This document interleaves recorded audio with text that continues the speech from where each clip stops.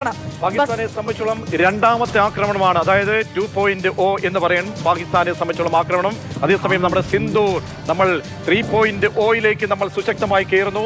ജമ്മു, പുഞ്ചൂരി, സാംബ, ഖനൂർ, RS very near to Jammu തുടങ്ങി എല്ലാ കേന്ദ്രങ്ങളും ലക്ഷ്യമിട്ടു. 11ഓളം കേന്ദ്രങ്ങളാണ് ലക്ഷ്യമിട്ടത്.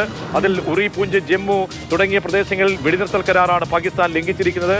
ലക്ഷ്യം സൈനിക കേന്ദ്രങ്ങളായിരുന്നു. പത്താൻകോട്ട് ലക്ഷ്യമിട്ടുള്ള നിർണായകമായ നീക്കങ്ങൾ. പഞ്ചാബിലെ ഫിറോസ്പൂരിൽ ജനവാസ മേഖലയിൽ പാക് ഡ്രോൺ പതിച്ചിരിക്കുകയാണ്. ഒരു കുടുംബത്തിലെ ആളുകൾക്ക് പരിക്കേറ്റതായിട്ടുള്ള വിവരങ്ങൾ വരുന്നു. ഇവരെ ആശുപത്രിയിൽ പ്രവേശിപ്പിച്ചിരിക്കുകയാണ്. ലഖൻപൂരിൽ ഡ്രോൺ വെടിവെച്ചിട്ടിരിക്കുന്നു ഇന്ത്യ. പ്രധാനമന്ത്രി നരേന്ദ്രമോദിയുമായി വിദേശകാര്യമന്ത്രി S ജയശങ്കറും ഒപ്പം തന്നെ ദേശീയ സുരക്ഷാ ഉപദേഷ്ടാവ് അജിത് ഡോവലും കൂടിക്കാഴ്ച നടത്തുകയാണ്. ഇന്നലെ രാത്രിയിൽ നമ്മൾ കണ്ട അതേ കാഴ്ചകൾ, ഇന്നലെ ഉണ്ടായിട്ടുള്ള കാഴ്ചകളൊക്കെ തന്നെയാണ് ഇന്നും സംഭവിച്ചുകൊണ്ടിരിക്കുന്നത്. സംഘർഷഭരിതമാകുന്ന സാഹചര്യമാണ് ഉണ്ടാകുന്നത്. അതിനിടയിൽ IMF-ൽ വോട്ടെടുപ്പ് ഉണ്ടായിരുന്നു. ആ വോട്ടെടുപ്പിൽ നിന്നും ഇന്ത്യ പൂർണ്ണമായി വിട്ടുനിൽക്കുന്ന കാഴ്ച നമ്മൾ കണ്ടു.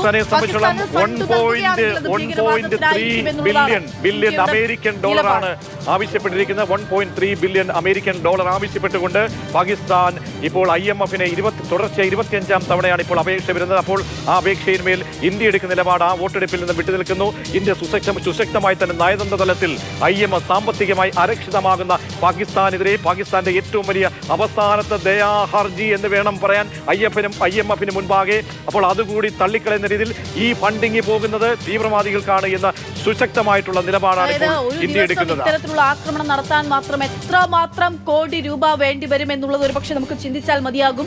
പാകിസ്ഥാനെ സംബന്ധിച്ചിടത്തോളം സാമ്പത്തികമായി അത്രയും അസ്ഥിരാവസ്ഥ അനുഭവപ്പെടുന്ന ഒരു രാജ്യമാണ്.